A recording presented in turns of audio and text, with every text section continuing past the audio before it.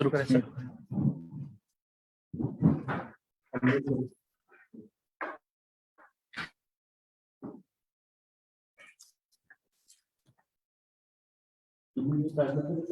Hello, phone मस्त लागेल.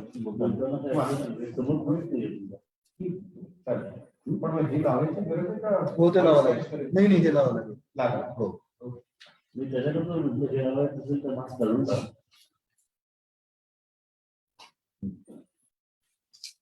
नमस्कार. उपस्थित सर्व श्रोते बंधू आणि भगिनींनो, आपल्या नाशिक एज्युकेशन सोसायटीचे सन्माननीय अध्यक्ष प्राध्यापक राहळकर सर, उपाध्यक्ष माननीय प्राध्यापक दिलीप फडके सर, श्री चंद्रशेखर मुंडे सर, संस्थेचे कार्यवाह श्री राजेंद्र निकम, आपल्या पेठे विद्यालयाच्या शालेय समितीचे अध्यक्ष माननीय श्री वाडसर, मुख्याध्यापक कैलास पाटील सर, सर्व शाळेचे पदाधिकारी, नाशिक एज्युकेशन सोसायटीच्या कार्यकारी मंडळाचे, विश्वस्त मंडळाचे आणि शिक्षक मंडळाचे सर्व पदाधिकारी, सर्वांचं मी आजच्या नाशिक एज्युकेशन सोसायटी आणि पेठे विद्यालयाच्या शताब्दी महोत्सवानिमित्त सुरू असलेल्या व्याख्यानमालेच्या उपक्रमामध्ये सर्वप्रथम मनपूर्वक स्वागत करतो. त्याचबरोबर ही व्याख्यानमाला आपण YouTube आणि फेसबुकच्या माध्यमातून देखील अनेकांपर्यंत पोहोचवत आहोत. फेसबुक आणि YouTubeच्या माध्यमातून या व्याख्यानांचा लाभ घेणारे सर्व हितचिंतक, आजी माजी विद्यार्थी, या सर्वांचे देखील मी मनपूर्वक स्वागत करतो. त्याचबरोबरीने दरवेळी प्रत्येक व्याख्यानामध्ये सक्रिय सहभाग घेणारे सर्व श्रोते, प्रेक्षक यांचं देखील मी या व्याख्यानमालेमध्ये सर्वप्रथम मनपूर्वक स्वागत करतो. आजच्या व्याख्यान प्रसंगी पेठे विद्यालयाचे नामवंत माजी विद्यार्थी आणि नाशिक शहरातील एक नामांकित अस्थिरोग तज्ञ डॉक्टर सत्येन जोशी सर व्याख्यानासाठी आपल्यामध्ये उपस्थित झालेले आहेत. त्यांचं देखील मी नाशिक एज्युकेशन सोसायटी आणि पेठे विद्यालयाच्या वतीने सर्वप्रथम मनपूर्वक स्वागत करतो. मित्रांनो, आजच्या या व्याख्यानमालेमध्ये व्याख्यान देण्यासाठी आपल्या सर्वांना मार्गदर्शन करण्यासाठी उपस्थित असलेले डॉक्टर सत्येन जोशी हे आपल्या पेठे विद्यालयाचे गुणवंत विद्यार्थी आहेत. नाशिकमधील बऱ्याचशा लोकांना त्यांचा तसा परिचय आहेच, वेगळा परिचय करून देण्याची आवश्यकता नाही असं मला वाटतं. पण तरी देखील ज्यांना माहीत नाही त्यांना त्यांच्यासाठी खास मी डॉक्टरांची ओळख थोडक्यात या ठिकाणी करून देतो. पुण्याच्या BJ मेडिकल कॉलेजमधून डॉक्टरांनी MBBS शिक्षण पूर्ण केलेलं आहे. त्यानंतर अस्थिरोग या विषयावर त्यांनी पदव्युत्तर पदवी मुंबईच्या ग्रँट मेडिकल कॉलेजमधून पूर्ण केली आणि त्यानंतर साधारणपणे 2009 सालापासून त्यांनी नाशिक शहरामध्ये रुग्णांना सेवा देण्याचं काम एक क्लिनिकच्या माध्यमातून, जोशी क्लिनिक नावाच्या माध्यमातून त्यांनी सुरू केलेलं आहे. याबरोबरीनेच जेवढा वेळ मिळेल तेवढा त्या वेळात ते रुग्णसेवा तर करतातच, पण त्याचबरोबरीने नाशिकमधील doctor Vasantrao Pawar medical college आणि हॉस्पिटल या ठिकाणी प्राध्यापक म्हणून देखील ज्ञानदानाचं काम ते उत्तम रीतीने सध्या करीत आहेत. वेगवेगळ्या क्षेत्रामध्ये त्यांनी लौकिक तसा मिळवलेला आहेच. पद्मश्री, डॉक्टर लाड आणि अनंत जोशी यासारख्या विभूतींच्या मार्गदर्शनाखाली त्यांनी अनेक राष्ट्रीय आणि आंतरराष्ट्रीय पातळीवर शोधनिबंधांचं सादरीकरण केलेलं आहे. वेगवेगळ्या क्षेत्रामध्ये तज्ज्ञ मार्गदर्शक म्हणून देखील त्यांनी काम केलं. असं एक हरहुन्नरी डॉक्टर, समाजसेवेची आणि रुग्णसेवेची त्यांनी ध्यास घेतलेला आहे असे डॉक्टर सत्येन जोशी आपल्या पेठे विद्यालयाचे गुणवंत विद्यार्थी आहेत. गुणवंत मी या शब्दाचा अर्थ या दृष्टीने त्यांना पुन्हा पुन्हा बोलतोय, त्याचं कारण असं आहे की शालेय जीवनापासूनच त्यांनी आपल्या बुद्धी चातुर्याची चुणूक दाखवली. तुम्ही म्हणाल ते कसं? त्यांनी 4थीची शिष्यवृत्तीमध्ये देखील ते प्रावीण्य मिळवलेलं आहे. 7वीच्या वर्गामध्ये असताना 7वीच्या शिष्यवृत्ती देखील त्यांनी मिळवली. 10वी आणि 12वीच्या दोन्ही परीक्षांमध्ये त्यांनी महाराष्ट्रातून गुणवत्ता यादीमध्ये येण्याचं कसब दाखवलं आणि सर्वांची वाहवा देखील मिळवलेली आहे. आणि याच्या पुढचं देखील पदवीचं आणि पदव्युत्तर शिक्षण देखील त्यांनी उत्तम रीतीने पूर्ण केलं आणि आज ते आपल्या सर्वांच्या सेवेमध्ये नाशिक शहरामध्ये उपलब्ध आहेत. असे नामवंत विद्यार्थी आपल्या पेठे विद्यालयाचे आहेत. याचा पेठे विद्यालयाला, नाशिक एज्युकेशन सोसायटीला आणि आम्हा सर्वांना निश्चितच अभिमान असं वाटतो आहे. मित्र हो, आजच्या या व्याख्यानामध्ये डॉक्टर सत्येन जोशी आपल्याला वयोमान परत्वे होणारे सांध्यांचे विकार, हाडांचे विकार यांच्याबद्दल माहिती देणार आहेत. त्याबरोबरीनेच ज्यांना या प्रकारचे त्रास होत आहेत त्यांच्यासाठी कोणकोणत्या प्रकारची उपचार पद्धती सध्या अवलंबली जाते याच्याबद्दलच्या काही शंकांचं निरसन देखील ते करणार आहेत. सर्व रसिक श्रोत्यांना माझी एक विनंती आहे की आपल्याला जर काही प्रश्न विचारायचे असतील तर ते व्याख्यानाच्या शेवटी आपण जरूर विचारावेत. काही निवडक प्रश्नांना नक्कीच उत्तरं दिली जातील. आपण सर्वजण या ठिकाणी पूर्ण व्याख्यान संपेस्तवर कार्यक्रमाचा लाभ घ्यावा, व्याख्यानाचा लाभ घ्यावा अशी मी आपणा सर्वांना विनंती करतो. पुनश्च एकदा सर्व मान्यवरांचं आणि व्याख्यानात उपस्थित असणारे सर्व रसिक श्रोत्यांचं मी मनपूर्वक स्वागत करतो आणि माननीय डॉक्टर सत्येन जोशी सरांना विनंती करतो की त्यांनी मार्गदर्शनाला प्रारंभ करावा.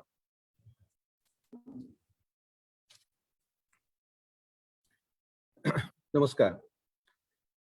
नाशिक एज्युकेशन सोसायटीचे सर्व पदाधिकारी, मुख्याध्यापक आणि दूरदृश्य प्रणालीवर उपस्थित सर्वजण, माझी विद्यार्थी व्याख्यानमाला या उपक्रमांतर्गत 17वे पुष्प गुंफण्याची संधी मला आज संस्थेने दिली, हा मी माझा बहुमान समजतो.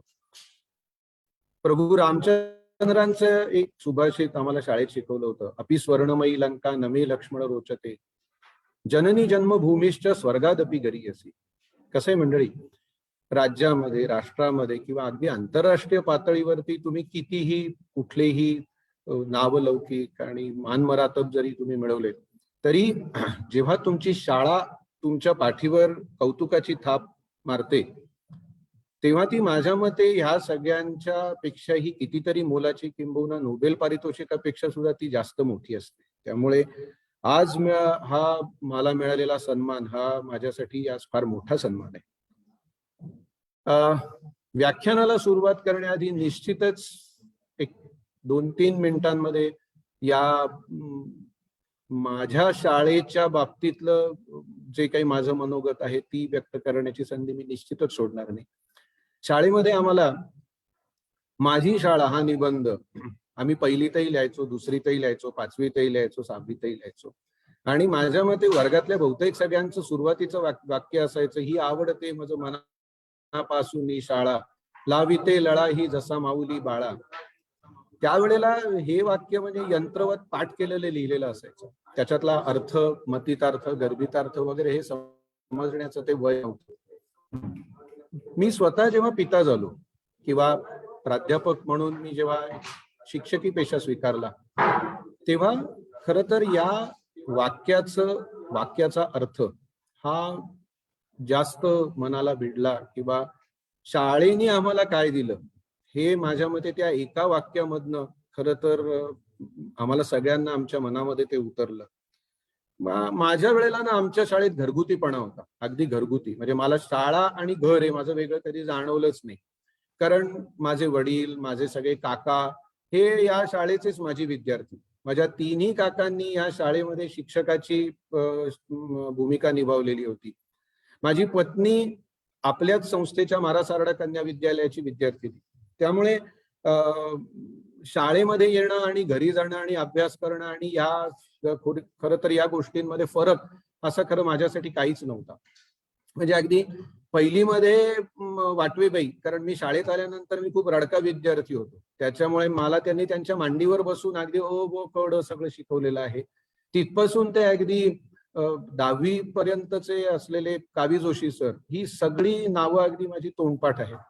कदाचित विषयाच्या ओघात आणि काळाच्या ओघात त्या सगळ्यांची नावं घेणं जरी शक्य नसलं तरी सुद्धा आमच्या यशस्वी वाटचालीच्या मध्ये म्हणजे मोलाचे ठरलेले, त्यांना तुम्ही मैलाचे दगड म्हणा नाही तर दीपस्तंभ म्हणा, नागपुरे सर ज्यांनी आमच्यातला वक्ता घडवला. अजूनही मला आठवतं, मला असं वाटतं 1990-91 किंवा 91-92चं साल असेल, त्या वर्षी शाळेसाठी आमच्या सगळ्या टीमने एका वर्षामध्ये 18 ढाली जिंकल्या होत्या वेगवेगळ्या वक्तृत्व स्पर्धांमध्ये. आणि जोशी सरांनी त्यांच्या मुख्याध्यापकांच्या केबिन मध्ये एक वेगळी पूर्ण केबिन त्याच्यासाठी तयार केलेली होती. आणि ही प्रॉमिसवर सरांनी सांगितलं होतं आम्हाला वर्षाच्या सुरुवातीला की तुमच्याकडनं मला ही अपेक्षा आहे आणि जर तुम्ही एवढ्या मिळवल्यात तर मी निश्चित तुमच्यासाठी एक वेगळी शोकेस बनवीन आणि ते सरांनी केलं होतं. खरं तर अशा अनेक आठवणींचा ठेवा खरं तर आज मला उलगडता येईल, पण तो वेळाच्या अभावी शक्य नाही.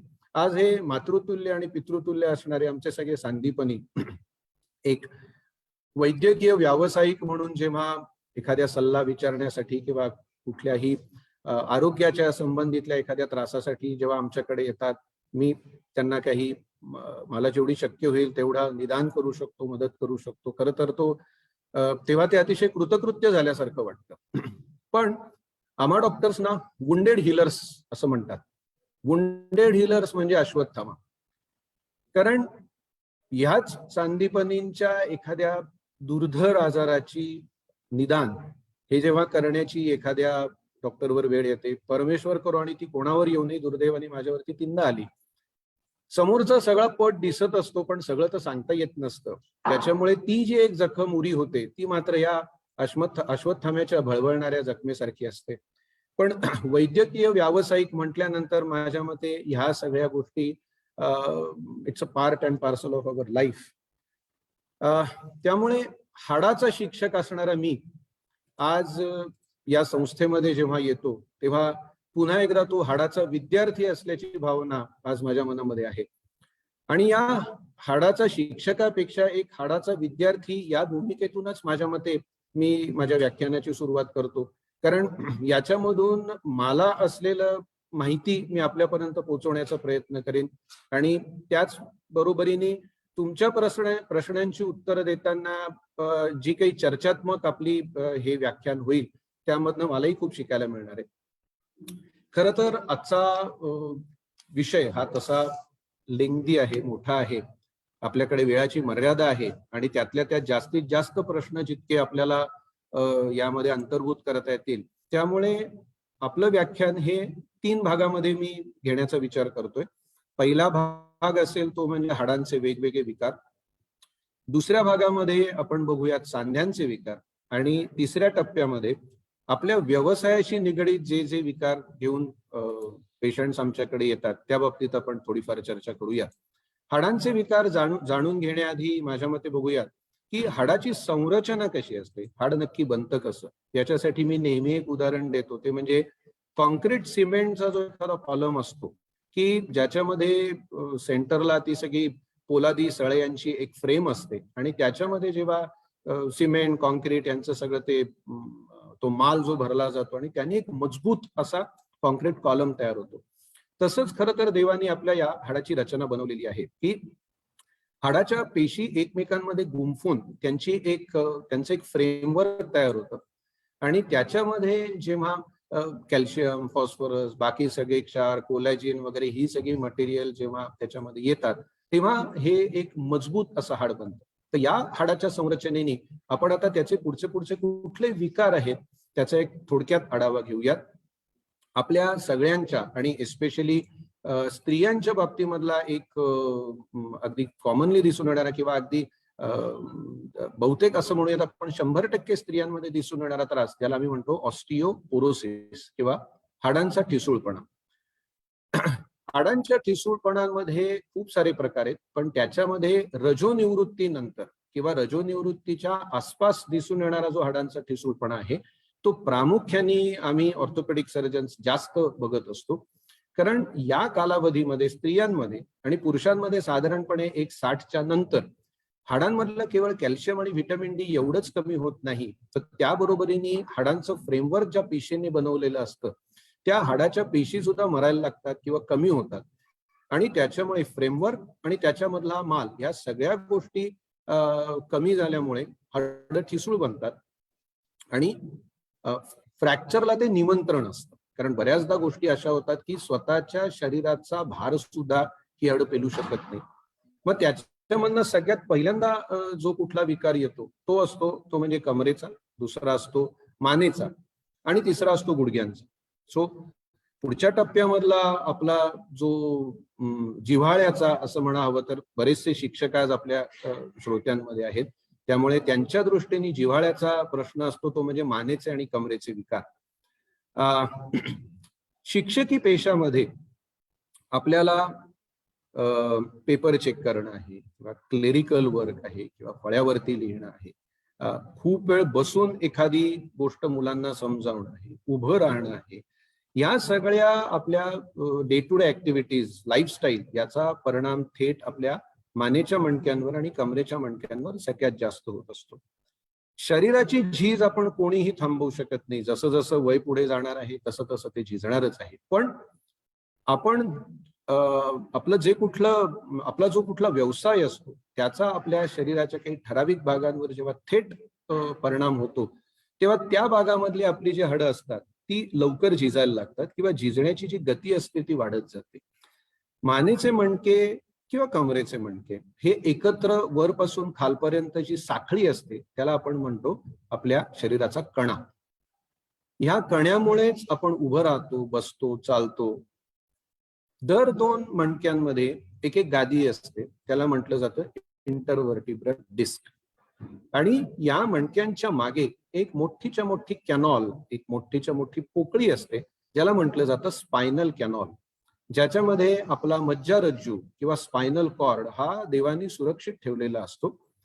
स्पायनल कॉर्ड म्हणजे काय तर मेंदूचं शेपूट, की ज्याच्यामध्ये आपले दोन्ही हात आणि दोन्ही पाय यांच्या स्पर्श, संवेदना, हालचाल, आपण जेव्हा कुठलीही ऍक्टिव्हिटी, कुठलीही मुवमेंट करतो, हालचाल करतो, तेव्हा त्याच्यासाठी जी एनर्जी लागते, जी ऊर्जा लागते, ती पुरवणारी सगळी जी सेंटर्स असतात ती ह्या स्पायनल कॉर्ड मध्ये असतात. वयोमान परत्वे जेव्हा मानेच्या मणक्यांमध्ये किंवा कमरेच्या मणक्यांमध्ये झीज व्हायला लागते तेव्हा त्यांचा आकार बदलायला लागतो. जस्ट एक विचार करा की आपण फ्रीज मधनं आपला आईस क्यूबचा जो ट्रे असतो तो बाहेर काढून ठेवलेला आहे आणि हळूहळू बाहेरच्या तापमानामुळे ते वितळायला लागतात. मग वितळायला लागल्यानंतर त्या आईस क्यूबचा जो आकार असतो तो बदलायला लागतो. हीच कंडिशन ही आपल्या शरीरामध्ये होते. एका वयाच्या ठराविक टप्प्यानंतर आपल्या या मणक्यांवरचा जो काही ताण असतो तो पडून मग या मणक्यांचा आकार बदलायला लागतो. हा आकार बदलायला लागला की त्या दर 2 मणक्यांमधली जी एक एक डिस्क किंवा गादी असते ती तिच्या जागेवरनं कुठेतरी हलायला लागते. बोली भाषेमध्ये आपण याला म्हणतो स्लिप डिस्क. पण ही गादी जर का मागे हल्ली तर त्याच्या मागेच काय असते स्पायनल कॉर्ड. या स्पायनल कॉर्ड मध्ये ही जी सगळी सेंटर्स असतात की ज्याच्यामुळे आपल्याला स्पर्श कळतो, संवेदना कळतात, हाताची ताकद असते, त्या सेंटरवर जेव्हा ही डिस्क दाब द्यायला लागते तेव्हा समजा ही डिस्क उजव्या बाजूला सरकली तर उजव्या हाताची किंवा उजव्या पायाची सेंटर्स दाबली जाते. मग त्या पायामध्ये मुंग्या येणं, त्या पायामध्ये वेदना होणं, त्या हाताची ताकद कमी होणं वगैरे वगैरे ही सगळी लक्षणं पेशंट्स मध्ये दिसायला लागतात. हा भाग जर मानेमध्ये झाला तर ही लक्षणं सगळ्यात पहिल्यांदा हातामध्ये दिसतात. हाच प्रकार जर का कमरेमध्ये झाला तर ही लक्षणं पहिल्यांदा कमरेमध्ये दिसायला लागतात. त्यामुळे आपण सगळेजण स्पॉन्डिलोसिस हा एक समानार्थी शब्द सगळीकडे वापरतो, तो बरोबरही आहे. स्पॉन्डिलोसिस या शब्दाचा अर्थ मणक्यामध्ये झालेली झीज. मग ती जर का मानेमध्ये झाली तर आपण त्याला म्हणतो सर्वायकल स्पॉन्डिलोसिस. ती जर का कमरेमध्ये झाली तर त्याला आपण म्हणतो लंबर स्पॉन्डिलोसिस. त्यामुळे हे दोन्ही जे विकार आहेत ते आपल्या वयाशी निगडीत तर आहेतच आहेत, पण ते आपल्या वयाशी सुद्धा थेट निगडीत आहेत. याच्यानंतरचा एक मोठा भाग म्हणू, एक मोठा चॅप्टर म्हणू, तो म्हणजे आपल्या पुन्हा सगळ्यांची आला हिवाळा, तब्येत सांभाळा वगैरे वगैरे ही सगळी आपण पेपरामध्ये आपण ही हेडिंग बघतो. त्यामुळे या हिवाळ्यामध्ये आपल्याला पहिल्यांदा जाणीव होते ती म्हणजे आपल्या सांध्यांची. म्हणजे मुलं आसामीमध्ये जे म्हणतात की मुंबईकरांना जाणीव होते की आपल्या घड्याळामध्ये सेकंद काटा सुद्धा आहे, तसं हिवाळा आल्यानंतर आपल्याला जाणीव होते की आपल्याला गुडघे सुद्धा देवानी दिलेले आहे. कारण त्यातल्या अगदी सायंटिफिक तपशिलामध्ये जाण्यापेक्षा सगळ्यात सोपं, हिवाळ्यामध्ये झोपताना आपण आखडून झोपतो, म्हणजे क्राउच पोझिशन ज्याला म्हणतात.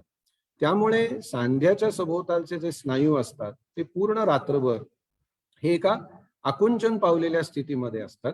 जेव्हा सकाळी आपण उठतो तेव्हा हे आकुंचन पावलेले जे स्नायू असतात ते पटकन रिलॅक्स होत नाही आणि एक आखडलेपणाची भावना आपल्याला जाणवायला लागते, जी हिवाळ्यामध्ये प्रामुख्याने जाणवते.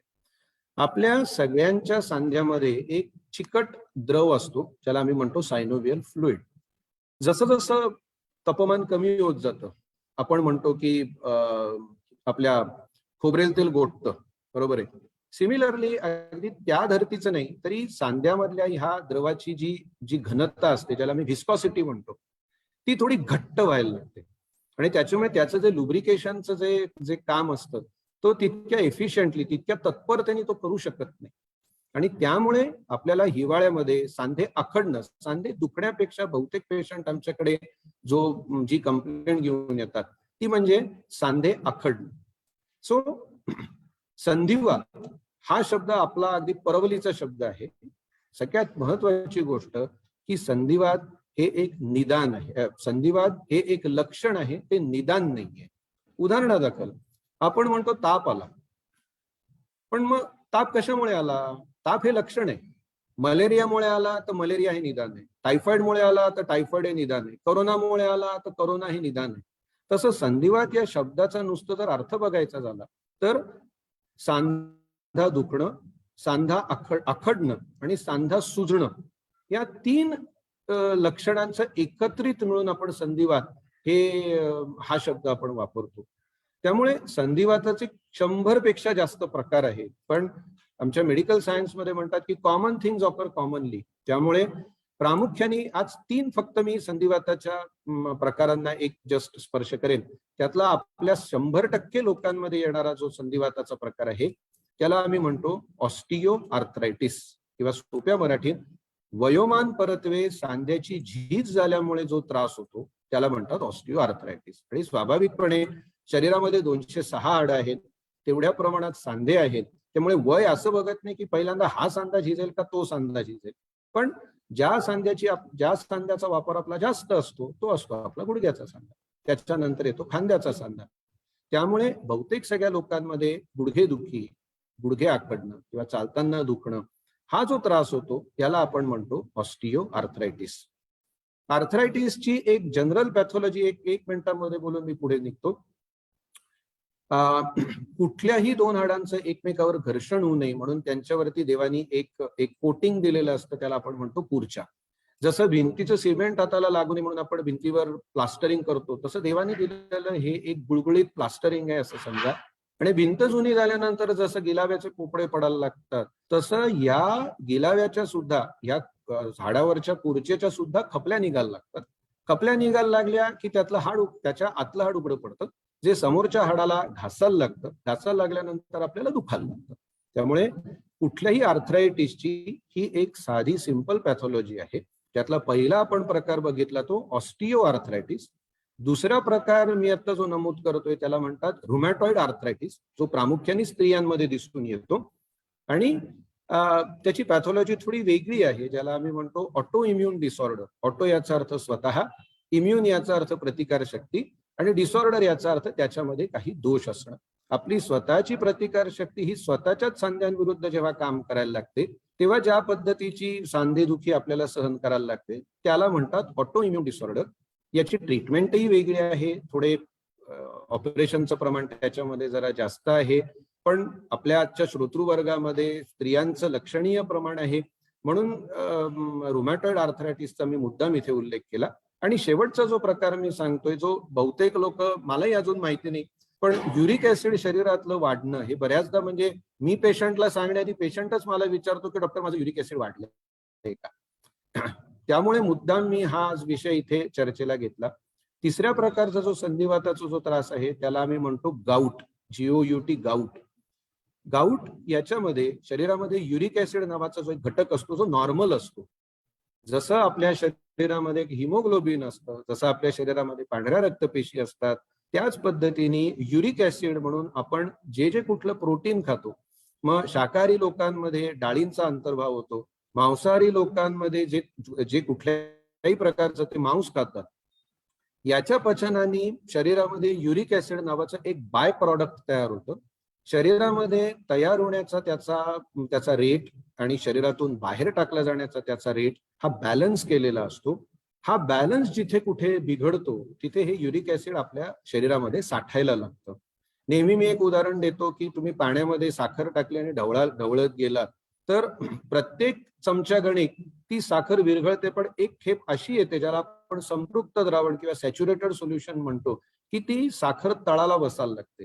तसं या युरिक ऍसिडचं प्रमाण रक्तामधनं एका पर्टिक्युलर लेवलच्या पलीकडे गेलं की त्याचे खडे, त्याचे क्रिस्टल्स हे शरीराच्या काही ठराविक सांध्यांमध्ये जमा व्हायला लागतात. ज्याच्यातला सगळ्यात पहिला आणि त्याचा आवडता सांधा असतो तो म्हणजे पायाचा अंगठा, दुसरा असतो तो म्हणजे खांदा, आणि तिसरा असतो तो म्हणजे गुडघा आणि हाताची बोट. त्यामुळे कुठलाही एखादा छोटासा सांधा दुखायला लागला म्हणजे मला गाऊट झाला असा तो सरळ सरळ अर्थ नसतो, कारण याची पॅथॉलॉजी वेगळी आहे, याचं निदान वेगळ्या पद्धतीने केलं जातं आणि त्याचे उपचारही वेगळ्या पद्धतीने केले जातात. एकदा पुन्हा मागोवा घ्यायचा, आतापर्यंत आपण कुठल्या कुठल्या गोष्टींवर बोललो, तर पहिल्यांदा आपण बघितलं हाडाची संरचना, दुसऱ्यांदा आपण बघितलं ऑस्टिओपोरोसिस किंवा हाडांचा ठिसूळपणा, तिसऱ्यांदा आपण बघितलं तो म्हणजे मानेचे आणि मणक्यांचे विकार ज्याला आपण म्हणतो सर्व्हायकल किंवा लंबार स्पॉन्डिलोसिस. त्यानंतर आपण बघितलं संधिवाताचे 3 प्रमुख प्रकार जे आपल्या मेजर पॉप्युलेशन मध्ये, बहुत करून आपल्या लोकसंख्येमध्ये ते जास्तीत जास्त कॉमनली दिसून येतात. आणि शेवटचा जो एक मी विषय जो चर्चेणार आहे, जो माझ्या दृष्टीने खरा जास्त महत्वाचा आहे, ज्याला आम्ही म्हणतो व्यवसायाशी निगडित विकार, ऑक्युपेशनल हॅझार्ड्स. त्याच्यातला पहिला मी जो विषय चर्चेला घेतोय तो आहे म्हणजे टेनिस एल्बो. टेनिस एल्बो हा काही केवळ फक्त टेनिस खेळाडूंमध्ये होतो असं अजिबात नाही. खरं तर या टेनिस एल्बोला आपल्या लोकांमध्ये प्रतिष्ठा मिळाली ती जेव्हा सचिन तेंडुलकरला टेनिस एल्बो झाला, मग त्याच्यासाठी साऊथ आफ्रिकेमध्ये सर्जरी झाली वगैरे वगैरे, तेव्हा आपल्या लोकांच्या जिभेवर हे टेनिस एल्बोचं नाव आलं.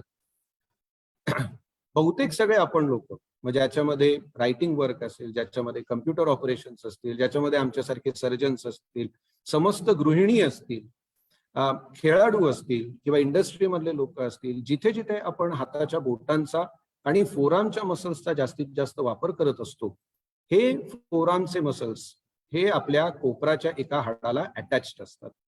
जेव्हा आपण त्यांचं काम करतो तेव्हा कुठलाही स्नायू हा आकुंचन पावतो, जेव्हा त्याचं काम संपतं तेव्हा तो रिलॅक्स होतो. जस्ट एक असा विचार करा की एखादं रबर आहे, ते एखाद्या हुकला एखाद्या भिंतीला बांधलेलं आहे आणि आपण ते ओढतो सोडतो. एक वेळ अशी येते की ते रबर त्या हुकला जिथे बांधलेलं असतं तिथे ती तुटण्याची वेळ येते. एक्झॅक्टली तशीच पॅथॉलॉजी ही टेनिस एल्बोची आहे.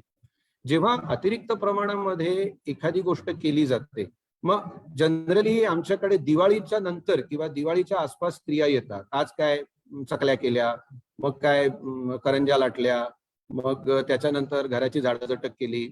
त्यामुळे जेव्हा फोरामचा वापर सगळ्यात जास्त होतो तेव्हा कोपराच्या हाडाला जिथे हे स्नायू अटॅच्ड असतात तिथे ते अतिरिक्त प्रमाणामध्ये त्यांची ओढाताण होते आणि ओढाताण झाल्यानंतर त्यांना सूज येते.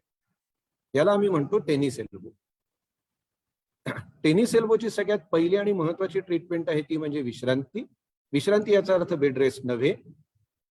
विश्रांती याचा अर्थ जी गोष्ट केल्यानंतर आपल्याला जास्त त्रास होतो त्या गोष्टीपासून आपण रजा घेणे.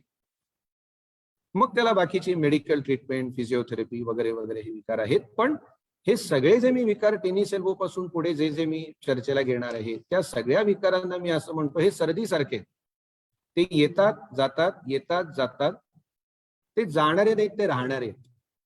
कारण ते आपल्या व्यवसायाशी निगडित आहेत. जर आपला व्यवसाय आपल्याला बदलणं शक्य नसेल तर आपल्याला ते पर्टिक्युलर काम करण्याची जी पद्धत आहे ती पद्धत बदलणं हीच या प्रत्येक ऑक्युपेशनल हॅझार्डला ट्रीटमेंट करण्याची सगळ्यात महत्वाची स्टेप आहे. दुसरा त्रास घेऊन आमच्याकडे बहुतेक वेळेला शिक्षक, ट्रॅफिक पोलीस, बस कंडक्टर्स, मॅनेजमेंट मधले लोक किंवा आमच्यासारखे सर्जन्स जे 7-7, 8-8 तास सलग उभे असतात, टाचा दुखतात किंवा पाय दुखतो किंवा घोट्याच्या मागे दुखतं. आता बहुतेक वेळेला अजून मी एक युरिक ऍसिडचं जसं एक गौड बंगाल सांगितलं तसं आपल्यामध्ये एक अनेक वर्षांपासून, कदाचित अनेक पिढ्यांपासून एक प्रघात असेल, टाचेचं हाड वाढलं. एक लक्षात घ्या, वय वर्ष 18 नंतर शरीराचं कुठलंही हाड वाढू शकत नाही. कारण हाडाला वाढण्यासाठी देवानी दिलेली जी ग्रोथ सेंटर्स आहेत ती 16व्या ते 18व्या वर्षी फ्यूज होतात, बंद होतात. त्यामुळे त्या पलीकडे ते हाड वाढू शकत नाही. पण जेव्हा आपण सलग खूप वेळ उभं राहतो त्यावेळेला आपल्या पायाच्या तळव्याच्या आत, तळव्याला जशी त्वचा असते, स्किन असते, त्याच्या आत एक थर असतो त्याला आम्ही म्हणतो फेशिया, आणि पायाच्या या फेशियाला म्हणतात प्लांटर फेशिया. आता धनुष्याची जी प्रत्यंचा असते जी एका टोकापासून दुसऱ्या टोकाला जोडते, तसा आपल्या तळव्याचा हा जो फेशिया असतो हा पावलाची आपली मागची टाच आणि पुढची बोट यांना जोडलेला असतो आणि ऑब्व्हियसली तो ताणलेल्या अवस्थेत असतो. जेव्हा आपण वजन देतो, जेव्हा आपण उभं राहतो, तेव्हा ऑब्व्हियसली हा जो फेशिया असतो हा असा धनुष्याप्रमाणे ताणला जातो, सॉरी प्रत्यंचेप्रमाणे ताणला जातो. जेव्हा आपण पाय हवेत उचलतो तेव्हा हा इलॅस्टिक असल्यामुळे पुन्हा रिलॅक्स होतो. जे लोक सलग खूप वेळ उभं राहतात त्यांच्यामध्ये कंटिन्युअसली हे प्रेशर असल्यामुळे हा जो फेशिया किंवा पायाच्या तळव्याचा आतला हा जो थर आहे हा कंटिन्युअसली ताणलेल्या अवस्थेमध्ये राहतो आणि त्याच्यामुळे टाच किंवा पाऊल दुखतं. पुढे तो पायाच्या 5 बोटांना जोडलेला असतो, त्यामुळे हा ताण जो असतो तो 5 बोटांमध्ये विभागला जातो, त्यामुळे बोटांना फार क्वचित दुखतं. पण टाचेला हा एकाच पॉइंटला जोडलेला असतो, त्यामुळे तो सगळा जो ताण असतो हा टाचेच्या एका हाडावरती केंद्रित होतो, कॉन्सन्ट्रेट होतो आणि त्याच्यामुळे तिथे दुखतं. सो ह्याला प्लांटर फेशियाटिस किंवा पायाच्या तळव्याच्या थराला सूज येणं असं म्हणतात. याच्यामध्ये कुठलंही हाड वाढलेलं नसतं किंवा ते चिन्नी हातोड्याने बारीक करता येईल वगैरे असं त्याला काहीही करता येत नाही. सगळ्यात एक शेवटचा, त्या मानाने कमी पण स्त्रियांमध्ये, एस्पेशली मध्यमवयीन स्त्रियांमध्ये आणि शिक्षिकांमध्ये फार कॉमनली दिसून येणारे 2 त्रास बोलून मी माहितीचं आपलं सत्र संपवतो आणि मग त्यानंतर आपण प्रश्न घेऊयात. त्यातला एक पहिला जो त्रास आहे तो म्हणजे फ्रोझन शोल्डर. फ्रोझन शोल्डर ही ले पर्सन्स टर्म आहे, सामान्य माणसाच्या टर्म, त्यामुळे आपण त्याला संज्ञा आहे. आम्ही त्याला म्हणतो अधेसिव्ह कॅप्स्युलायटिस. आपल्या खांद्याचा जो सांधा असतो त्या सांध्याच्या भोवती एक कवच असतं ज्याला आपण म्हणतो कॅप्सूल. ही कॅप्सूल आक्रसते. का आक्रसते हे अजून एक सायन्सला न उलगडलेलं कोड आहे.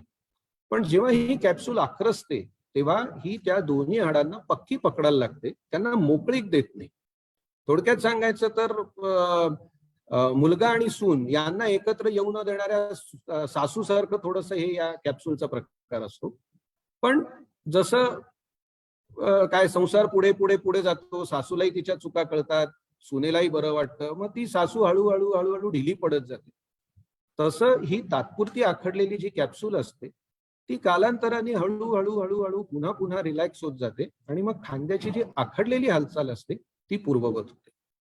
त्यामुळे फ्रोझन शोल्डर किंवा खांदा आखडणे ह्या त्रासामध्ये कुठल्याही प्रकारचं मॅनिप्युलेशन, कुठल्याही प्रकारच्या बाबा किंवा बुवाकडे जाऊन काहीतरी तो ओढून चोळून घेणं, त्याच्यामध्ये कुठल्याही प्रकारची इंजेक्शन्स घेणं वगैरे ह्या गोष्टींचा फार, म्हणजे खरं सांगायचं तर ह्याला शास्त्राधार अजिबात नाही. कारण हे सगळे जे त्रास आहेत यांना आम्ही सेल्फ लिमिटिंग कंडिशन्स किंवा स्वतःच्या स्वतः बरे होणारे त्रास हे सगळे आहेत. शेवटचा जो एक आहे त्याची पहिल्यांदा लक्षणं सांगतो आणि मग त्याचं निदान सांगतो. बऱ्याच स्त्रिया आमच्याकडे येतात, डॉक्टर रात्री झोपल्यानंतर 2 वाजता 3 वाजता उठून मला हाताला मुंग्या आलेल्या असतात, तो जड झालेला असतो, मला झटकायला लागतो, किंवा सकाळी उठल्यानंतर हात एवढा जड झालेला असतो की पहिल्यांदा तो झटकल्याशिवाय किंवा हात एकमेकांवर चोळल्याशिवाय मला कामच करता येत नाही. याला टेक्निकल परिभाषेमध्ये म्हणतात कार्पल टनेल सिंड्रोम. कार्पल याचा अर्थ मनगट. आपल्या मनगटामध्ये देवाने एक बोगदा दिलेला आहे जो आपल्या हाताचा पंजा आणि फोरआर्म यांना आतून जोडत असतो आणि या बोगद्यामधनं हाताच्या बोटांच्या संवेदना मेंदूकडे घेऊन जाणारी जी नर्व असते, ज्याला मी मेडियन नर्व म्हणतो, ती जात असते. एस्पेशली मध्यमवयीन स्त्रियांमध्ये, घरगुती काम ज्यांचं जास्त केलं जातं त्यांच्यामध्ये, ज्यांना थायरॉइडचा प्रॉब्लेम असतो अशा स्त्रियांमध्ये, शाकाहार हा ज्यांचा प्रामुख्याने आहार आहे अशा स्त्रियांमध्ये हा टनेल हळूहळू हळूहळू कोलॅप्स व्हायला लागतो किंवा तो अरुंद व्हायला लागतो आणि त्याच्यामुळे हाताकडच्या संवेदना मेंदूकडे घेऊन जाणारी ही जी मेडियन नर्व असते ती या टनेलमध्ये दाबली जायला लागते आणि त्याच्यामुळे केवळ पंजाला मुंग्या येतात. बाकी पुढे कोपर, खांदा वगैरे या भागाला मुंग्या येत नाही, फक्त हाताला मुंग्या येतात. याला म्हणतात कार्पल टनेल सिंड्रोम. माझ्या मते याच्या बाबतीत एक शेवटचे 1-2 वाक्य बोलून मी हे सत्र थांबवेन. सेकंड इयरला आम्हाला पॅथॉलॉजी किंवा हे क्लिनिकल सगळे आमचे सब्जेक्ट चालू होतात की ज्याच्यामध्ये आम्हाला वेगवेगळे आजार, त्यांची लक्षणं वगैरे वगैरे यांची तोंडओळख आम्हाला आमचे शिक्षक करून द्यायला लागतात. आणि ते झालं की आम्हाला प्रत्येकाला वाटतं, म्हणजे आता पुरुष म्हटल्यानंतर फक्त प्रेग्नन्सी वगळता जगभरचे सगळे आजार आपल्याला झालेले आहेत ते बहुतेक सगळ्या मेडिकल स्टुडंट्सना सेकंड इयरला वाटतं. त्याच्यामुळे जेवढे जेवढे मी आता त्रास चर्चा केली ते प्रत्येक आपल्याला झालेले आहेत असं श्रोत्यांनी मानण्याचं काही कारण नाही. ऑब्व्हियसली लक्षणं, त्याचं निदान, त्याच्यासाठी असलेल्या तपासण्या आणि त्याचे उपचार हे प्रत्येक व्यक्तीसापेक्ष आहे. नेहमी मी माझ्या पेशंटना जे सांगतो की 2 यंत्र एकासारखी असतात, त्यामुळे प्रोटोकॉल बेस तुम्ही कुठल्याही यंत्राच्या डॅमेज ठीक करण्याची तुमची जी काही जो काही मेकॅनिझम आहे तो ठरवू शकता.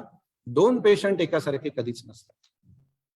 त्याच्यामुळे जे आम्ही सगळे वैद्यकीय व्यावसायिक जी पेशंटसाठी प्रार्थना करतो ती प्रार्थना करून मी हे सत्र थांबवतो आणि माझ्या मते आपण उरलेल्या वेळामध्ये आपले प्रश्न घेऊयात. सर्वेपि सुखिनः सन्तु, सर्वे सन्तु निरामयाः, सर्वे भद्राणि पश्यन्तु, मा कश्चित् दुःखम् आपनयेत्. धन्यवाद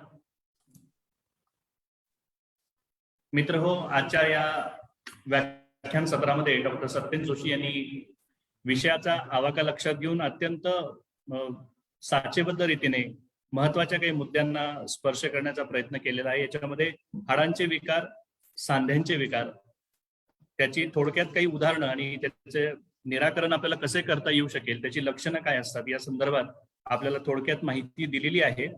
यानंतरचा बराचसा वेळ आपण प्रश्नोत्तर श्रोत्यांनी विचारल्यानंतर त्याच्या निराकरणासाठी घेणार आहोत.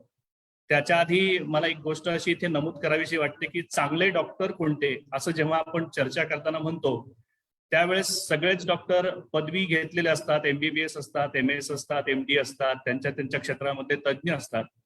परंतु पेशंटला समजून घेऊन त्यांना योग्य मार्गदर्शन करणं हे औषधापेक्षाही जास्त महत्वाचं असतं असं मला वाटतं. आणि डॉक्टर सत्येन जोशींकडे हा गुण सर्वात जास्त मला दिसून आला. अनेक प्रकारच्या व्याधींवर, विकारांवर माहिती देत असताना पेशंटशी त्यांचं असलेलं जे नातं आहे त्यांना समजून घेऊन मग योग्य पद्धतीने गायडन्स ते ज्या पद्धतीने देतात, म्हणूनच त्यांचा लौकिक नाशिक शहरामध्ये नक्कीच चांगला आहे, वाढलेला आहे असं मला निश्चितपणे या ठिकाणी नमूद करावं असं वाटतं. रसिक श्रोत्यांना मी विनंती करतो की ज्यांना प्रश्न विचारायचे असतील त्यांनी कृपया हात वरती करा. त्याआधी सर एक छोटासा प्रश्न मला या ठिकाणी विचारायचा आहे की सर गेल्या 2 वर्षांपासून साधारणपणे लॉकडाऊन सुरू असल्याने शाळा बंद आहेत, सुरू होतात, मध्येच बंद पडतात, तरी देखील आम्ही सर्व शिक्षक आणि विद्यार्थी एकमेकांशी ऑनलाईनच्या माध्यमातून सहभागी झालेलो आहोत. हे करत असताना अनेकदा असं आमच्या लक्षात आलं की घरामधली जी मुलं असतात ही मुलं तासनतास ऑनलाईन मोबाईलच्या समोर, लॅपटॉपच्या समोर बसून असतात आणि त्यांना बाहेर जाता येत नाही, त्यांच्या स्नायूंचे प्रॉब्लेम्स निर्माण होतात किंवा त्यांना बसता बसता पाठीत वाक आल्यासारखं देखील बऱ्याचदा आमच्या लक्षात येतं.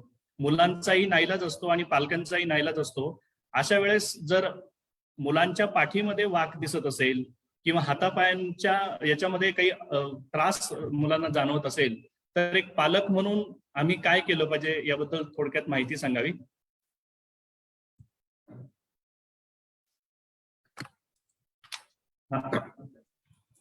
दोन प्रकारचे त्रास असतात. पहिला जो आपण सगळेजण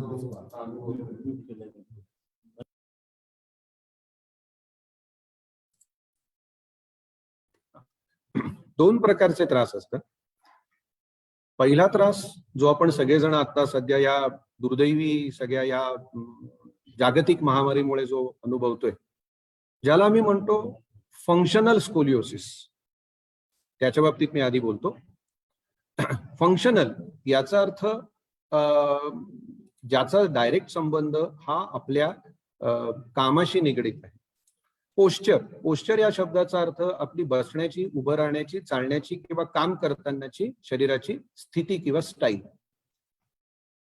आयडियल पोश्चर एस्पेशली बसताना, आता आपण सगळेजण ऑनलाईन बहुतेक वेळा आता कनेक्टेड आहोत, स्टुडंट्स किंवा सगळे टीचर्स, सर्वसाधारणपणे एकतर टेबल खुर्चीची पोझिशन ही आयडियल मानली जाते. त्यामध्ये सुद्धा आपला जो स्क्रीन असतो, स्क्रीनची जी लेवल असते ती आपल्या आय लेवलच्या 1 इंच खाली ही योग्य मानली जाते, की जेणेकरून आपल्याला वर किंवा खाली जास्त बघायला लागू नये, की ज्याच्यामुळे मानेवरती ताण येऊ नये.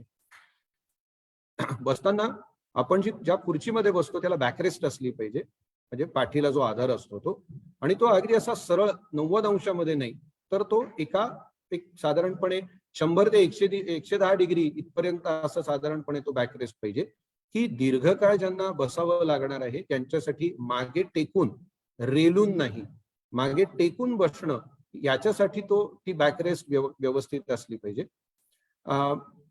पाय आपले जमिनीवर टेकलेले पाहिजे, ते हवेमध्ये डँगलिंग किंवा तरंगते नको. जेव्हा आपण कीबोर्ड हँडल करणार किंवा जेव्हा आपण माऊस हँडल करणार तेव्हा आपल्या मनगटाला, फोरामला, कोपराला आधार पाहिजे. आजकाल बहुतेक सगळे लोक नेट सॅव्ही किंवा गुगल सर्च करण्यामध्ये माहीर आहेत, एकदम स्टुडंट्स तर नक्कीच आहेत. त्याच्यामुळे गुड अर्गोनॉमिक्स या शब्दाचा अर्थ व्यक्ती आणि त्या व्यक्तीची कामाची जागा यांचं एकमेकांचं असणारं नातं, याला म्हणतात अर्गोनॉमिक्स. तर good ergonomics at your working place असं जरी तुम्ही गुगलवर टाकलं आणि इमेजवर क्लिक केलं तर अक्षरशः हजारो इमेजेस तुम्हाला लक्षात येतील, की तुमची बसण्याची पोझिशन, तुमची बसण्याची पद्धत ही खरोखर योग्य आहे का, हे तुम्ही तात्काळ तपासू शकाल. हे झालं मॅच्युअर किंवा जाणत्या लोकांसाठी. पण बऱ्याचदा आपण आपल्या विद्यार्थ्यांच्या बाबतीत बोलायचं झालं तर त्यांची उंची, त्या प्रमाणामध्ये त्यांच्या पालकांना त्याची करावी लागणारी ऍडजस्टमेंट, या सगळ्या गोष्टी या थोड्या जिकिरीच्या जरी असल्या तरी माझ्या मते या जागतिक महामारीच्या पार्श्वभूमीवर त्या घरी करणं हे पालकांसाठी गरजेचं आहे. याच्यामध्ये एक मी गोष्ट निश्चित सांगेन, आणि ती बहुतेक सगळ्या शाळांनी अंगीकारलेली आहे, की सलग एका पाठोपाठ एक लेक्चर जशी आपली शाळेमध्ये असायची तशी आजकाल ती नसतात.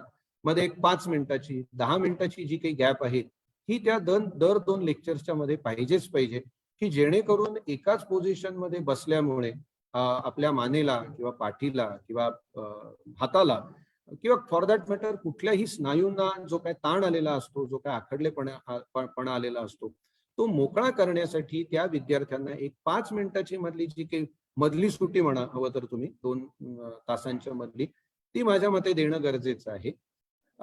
हा झाला फंक्शनल स्कोलिओसिस किंवा सरांनी जो पाठीमधल्या वाकाचा मुद्दा जो उपस्थित केला.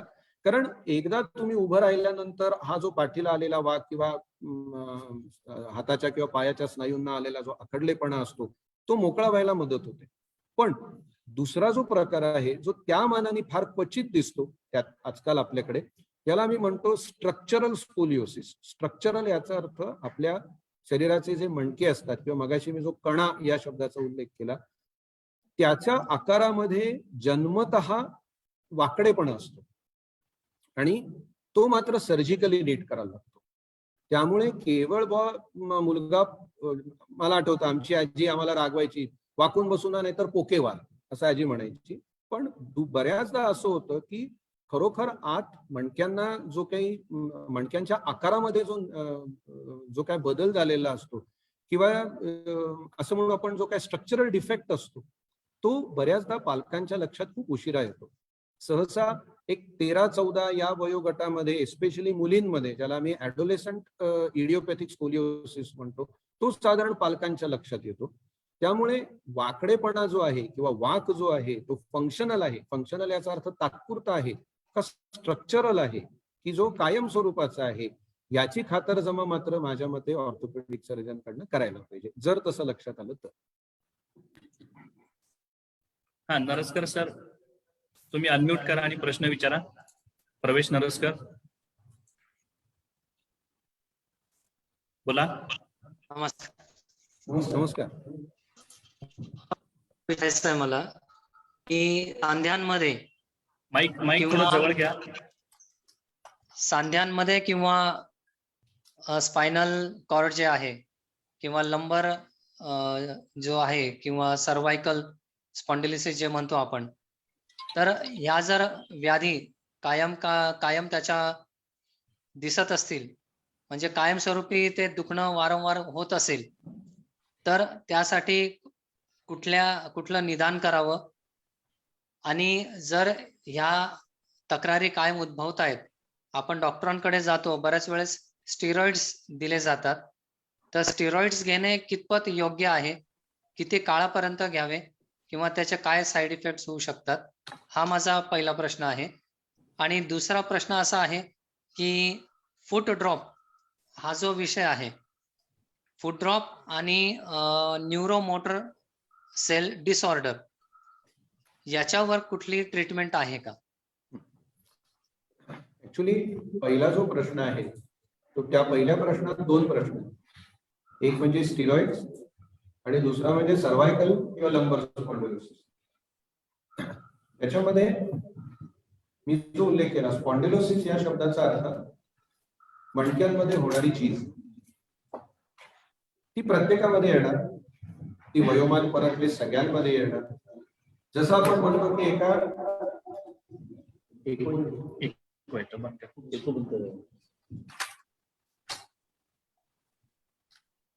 जसं आपण म्हणतो की वयाच्या एका ठराविक टप्प्याला केस पांढरे होणार, चेहऱ्याला सुरकुत्या पडणार, 40चा चष्मा लागणार, या गोष्टी जसं आपण ऍक्सेप्ट करतो की हे होणारच आहे, याला आपण टाळू शकत नाही, तसं मानेच्या मणक्यांमध्ये येणारी चीज आणि कमरेच्या मणक्यांमध्ये येणारी चीज, त्याला आपण सर्व्हायकल आणि लंबर स्पॉन्डिलोसिस म्हणतो, हा 100% लोकांमध्ये येणारच आहे, त्याला आपण टाळू शकत नाही.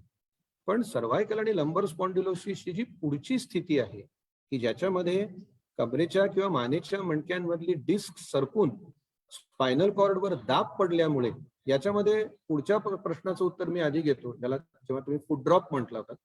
फूट ड्रॉप याचा अर्थ आपण पाऊल जे वर उचलतो ते वर उचलता येत नाही, चालताना त्या पेशंटला पाय उचलून टाकायला लागतो, ज्याला फूट ड्रॉप म्हणतात. हा फूट ड्रॉप होण्याचं एक प्रमुख महत्वाचं कारण असतं की कमरेच्या मणक्यांमधली L5 किंवा S1 म्हणून जी नर्व असते ती दाबली जाते, आणि ती दाबली जाण्याचं एक महत्वाचं हे कारण असतं ते लंबर स्पॉन्डिलोसिसचं कॉम्प्लिकेशन म्हणू आपण, त्याची गुंतागुंत म्हणू, की ज्याच्यामध्ये ही डिस्क या नर्ववर दाबल्यामुळे त्या नर्वचं काम थांबतं, याला म्हणतात फूट ड्रॉप. आता प्रश्न येतो तो म्हणजे स्टिरॉइड्सचा वापर किती करावा का नाही. दुर्दैवाने आपल्याकडे मुळात पहिल्यांदा स्टिरॉइड्स म्हणजे काय ते बघू. स्टिरॉइड्सना लाईफ सेव्हिंग मेडिसिन्स म्हटलं जातं. ती दुधारी तलवार आहे, ती कापते सुद्धा आणि कापते सुद्धा असं म्हणतात. म्हणजे आता करोनाच्या ह्या दुसऱ्या वेव्ह मध्ये तुम्ही सगळ्यांनी ऐकलं असेल की जीव वाचवण्यासाठी ती स्टिरॉइड्स देणं हे म्हणजे तो ट्रीटमेंटचा एक अविभाज्य भाग होता. पण जेव्हा ही स्टिरॉइड्स त्यांच्या विवक्षित पद्धतीने न देता किंवा पेशंटकडनं न घेतली जातात, आता जसे आमच्याकडे ग्रामीण भागातले कशाला, शहरी भागामधले सुद्धा खूप पेशंट येतात की जेव्हा दुखायचं तेव्हा आम्ही जवळच्या केमिस्टकडे जाऊन ती जुनी चिठ्ठी दाखवायचो, मग तो आम्हाला ती गोळी द्यायचा, मग ते आम्ही ते खायचो आणि आम्हाला खूप छान वाटायचं. मग ते पुन्हा आम्हाला लागलं की पुन्हा आम्ही. परदेशामध्ये तुम्ही एकदा एखादं प्रिस्क्रिप्शन घेतलं की त्याला स्क्रॅच केलं जातं, म्हणजे त्याची व्हॅलिडिटी संपते एकदा त्या प्रिस्क्रिप्शनवर औषधं इश्यू केली की. दुर्दैवाने ते आपल्याकडे नाही. त्यामुळे अशा पद्धतीने स्टिरॉइड्सचा, ज्याला मी अब्यूज म्हणतो, अब्यूज याचा अर्थ चुकीच्या पद्धतीने आणि कुठल्याही इन्स्ट्रक्शन शिवाय वापर करणं हे नक्कीच घातक आहे. त्याच्यामुळे स्टिरॉइड्स हा लाईफ सेव्हिंग मेडिसिन्स आहेत, त्यामुळे सरकारने ती अतिशय स्वस्त दरामध्ये ठेवलेली आहेत, पण ती त्याच पद्धतीने आणि त्यातल्या तज्ज्ञ माणसाच्या निगराणीखाली किंवा त्यांच्या निर्देशानुसारच घेतली पाहिजे. आणि शेवटचा तुमचा जो प्रश्न होता न्यूरोमोटर प्रॉब्लेम्स, ऍक्च्युली खरं सांगायचं तर हा माझ्या अखत्यारीच्या पलीकडचा विषय आहे, पण एक बेसिक MBBS डॉक्टर या नात्याने मी या तुमच्या प्रश्नाचं उत्तर देतो. न्यूरो याचा अर्थ नर्व्हस सिस्टीमशी संबंधित, नर्व्हस सिस्टीम याचा अर्थ मेंदू, मज्जारज्जू आणि त्याचे ब्रांचेस. मोटर याचा अर्थ स्नायूंशी संबंधित. जेव्हा जे विकार हे नर्व्हस सिस्टीमच्या दोषामुळे उद्भवतात, जसं की पॅरालिसिस, जसं की पार्किन्सन, जसं की एक्स्ट्रा पिरामिडल डिसऑर्डर्स, आणि मोटर याचा अर्थ जे त्रास स्नायूंच्या विकारामुळे निर्माण होतात, ज्याला आम्ही म्हणतो मोटर न्यूरॉन डिझीज किंवा मायोपॅथीज. तर हा पूर्ण जो काय म्हणू, हा जो भाग आहे किंवा हे सगळे जे विकार आहेत हे न्यूरोलॉजिस्ट किंवा मेंदू आणि मज्जासंस्थेच्या विकारांच्या तज्ज्ञांचा तो भाग आहे. त्याचे पूर्ण शास्त्रच वेगळं आहे. त्यामुळे त्याचे निदान करण्यासाठी सुद्धा खूप टेस्ट आहेत. पण MRI ही आजकाल अगदी म्हणजे जशी पूर्वी एक्सरे व्हायची तशी आजकाल MRI ही कॉमनली केली जाणारी तपासणी आहे. EMG नर्व कंडक्शन स्टडी म्हणून थोडक्यात सांगायचं तर तुमच्या नर्व मधनं जो करंट जातो तो ऍक्च्युली मोजता येतो आणि तो व्यवस्थित प्रमाणात आणि पुरेशा प्रमाणात जातोय की नाही या सुद्धा गोष्टींचं मोजमाप करता येतं. मग त्याच्यानंतर मणक्यांमधलं किंवा स्पायनल कॉर्ड मधलं पाणी ज्याला मी CSF म्हणतो ते तपासणीसाठी पाठवणं, काही रक्ताच्या तपासण्या, अशी ती खूप मोठी जंत्री आहे. पण त्या सगळ्याच तपासण्या सगळ्याच पेशंटला करायला लागतात असं नाही. तर पेशंटच्या सिम्पटम्स, पेशंटच्या तुमच्या कंप्लेंट्स नुसार आणि सायन्स नुसार न्यूरोलॉजिस्टला ज्या गोष्टी गरजेच्या वाटतात त्या तो पेशंटला सजेस्ट करतो. Thank you sir. Shri Ayre sir प्रश्न विचारू इच्छितात. श्री दिलीप आयरे सर. सर बोला.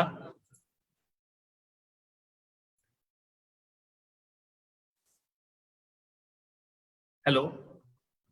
हा, तोपर्यंत साबळे सर प्रश्न विचारा. अनम्यूट करा साबळे सर. आवाज येतोय सर? हा बोला. बोला. नमस्कार सर. नमस्कार. बोला. माझा प्रश्न असा आहे की 2001 पासून मी शाळेमध्ये शिकवतो आहे. तर पूर्वीचे विद्यार्थी आणि आता अलीकडचे काही 4-5 वर्षातले विद्यार्थी याच्यामध्ये खेळताना, मस्ती करताना, मधल्या सुट्टीमध्ये किंवा मैदानावर खेळताना जेव्हा काही थोडंसं पडतात, लागतात, काहीतरी होतं, त्यावेळी त्यांचा बोट फ्रॅक्चर होतात, हात फ्रॅक्चर होतात किंवा थोड्याशा धक्क्याने बेंचवरनं थोडासा स्लिप झाला का लगेच हात मोडतो. असे प्रकार अलीकडच्या 5-10 वर्षामध्ये जास्त ऐकायला मिळायला लागलेले.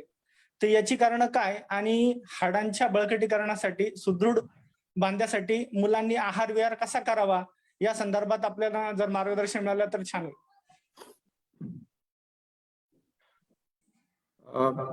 तसं पाहता हाडांचे विकार किंवा आपण हे जे म्हणतो की बाबा आता हे 5-6 वर्षात या घटना जास्त ऐकू येतात किंवा आधीच्या 10 वर्षापूर्वी, 15 वर्षापूर्वी या गोष्टी कमी होत्या. खरं सांगायचं तर नाही. ओके. खरं तर याला स्टॅटिस्टिकल किंवा सांख्यिकीचा आधार कुठलाही नाही. हा, एक मात्र याच्यामधली वस्तुस्थिती अशी आहे की डायग्नोस्टिक मोडॅलिटीज या गेल्या 5 वर्षामध्ये, 10 वर्षामध्ये खूप वाढल्या.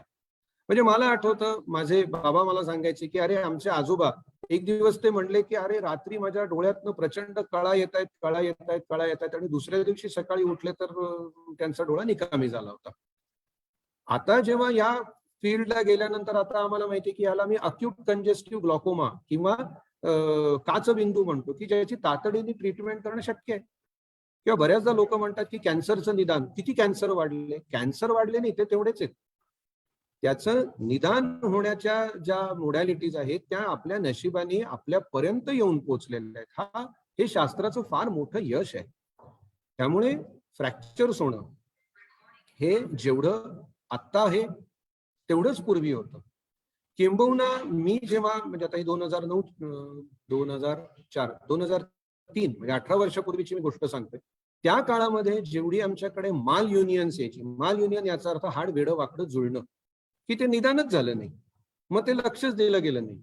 मग ते मोडक्याकडे गेलं आणि मग त्यांनी काहीतरी पाटा मारला, मग घरीच ते काहीतरी टाईट मारलं आणि मग नंतर ते हाड वाकडं जुळलं आणि हात किंवा पाय वाकडाच राहिला. अशा घटना आमच्याकडे मी जेव्हा शिकत होतो तेव्हा जेवढ्या यायच्या त्याच्यापेक्षा आता त्या घटनांचं प्रमाण फार कमी झालंय. कारण आता प्रायमरी फ्रॅक्चर्स आमच्याकडे बरीच येतात. प्रायमरी याचा अर्थ पडला, डायग्नोज झाला, आठवड्याभरानंतर आला आणि त्याची ट्रीटमेंट झाली. त्यामुळे वस्तुतः असं कुठेही नाहीये की बाबा आताच्या पिढीमध्ये काही हाडांची स्थिती किंवा हाडांची हेल्थ ही काहीतरी पहिल्या पिढीपेक्षा कमी झालेली वगैरे, असं नाहीये. ट्रीटमेंट मोडॅलिटीज ह्या आपल्याकडच्या भरपूर, ट्रीटमेंट म्हणण्यापेक्षा डायग्नोस्टिक मोडॅलिटीज खूप सुधारल्या आहेत. त्यामुळे आपल्यापर्यंत या घटना आता पटापट यायला लागलेल्या आहेत. हे पहिल्या प्रश्नाचं उत्तर. दुसरा प्रश्न की हेल्थ, बोन हेल्थसाठी काय केलं पाहिजे. आपल्याकडे शाकाहार असू दे, मांसाहार असू दे, सगळ्यात महत्वाची गोष्ट मी हाडाच्या संरचनेच्या वेळेला जे सांगितलं की हाडाच्या ज्या पेशी असतात त्या पेशींची हेल्थ कशावर अवलंबून असते, तर शरीरातल्या प्रोटीन्सवर. त्यामुळे ही शरीरामधली प्रोटीन्स जर कमी व्हायला लागली तर माझ्या मते हाडांची घनता किंवा हाडांची हेल्थ ही निश्चितच कॉम्प्रोमाइज होते. त्यामुळे आपल्यापैकी खरोखर किती लोक दूध पितात, तुम्ही शाकाहारी असा किंवा मांसाहारी असा, पण कॅल्शियम, फॉस्फरस आणि व्हिटॅमिन डी याचा देवाने दिलेला सगळ्यात उत्तम स्रोत म्हणजे दूध. त्यामुळे निदान ते तरी घेणं हे माझ्या मते मुलांच्या दृष्टीने सगळ्यात महत्वाचं आहे. मग प्रत्येकाच्या फूड चॉईसेस नुसार आणि कल्चरल बॅकग्राऊंड नुसार मग त्यांनी शाकाहार घ्यावा, मांसाहार घ्यावा, डाळी खाव्यात, फिश खावं, हा त्याचा प्रश्न असेल. पण माझ्या मते चौरस आहार हे जे आपल्याला अगदी म्हणजे 5वीच्या सायन्समध्ये जे शिकवलं जायचं तेच या हाडांच्या हेल्थच्या दृष्टीने सगळ्यात महत्वाचं उत्तर आहे. अमोल जोशी सर, अनम्यूट करून प्रश्न विचारा. अमोल जोशी सर.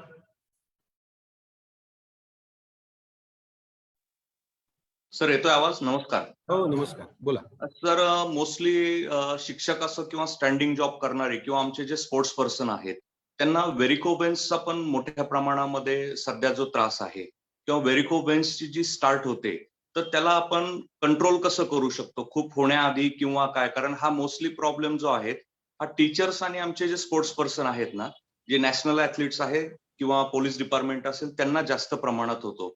तर त्या संदर्भात आपण थोडस आम्हाला माहिती दिली तर चांगलं होईल सर. Thank you sir.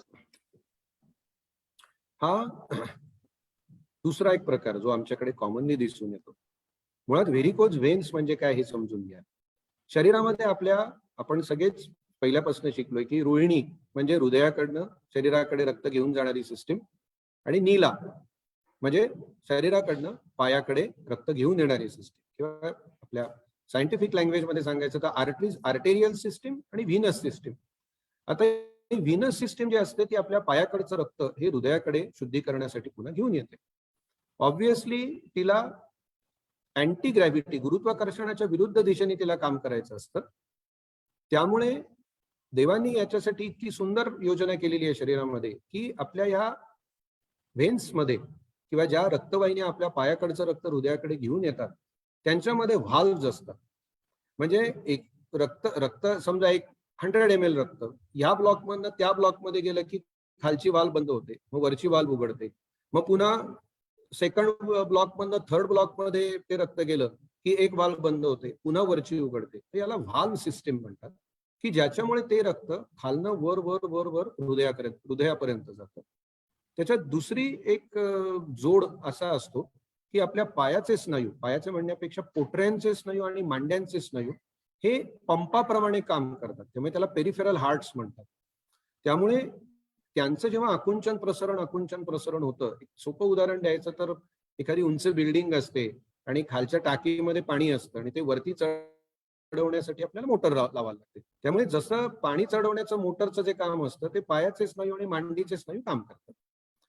आता व्हेरिकोज व्हेन्स याचा अर्थ काय, तर सतत उभं राहणाऱ्यांचा ज्यांचा जॉब असतो, ज्याच्यामध्ये इव्हन सर्जन सुद्धा येतात, आपल्या हृदयाकडचं रक्त हे गुरुत्वाकर्षणाच्या ताकदीमुळे पायातल्या रक्तवाहिन्यांमध्ये साठायला लागतं.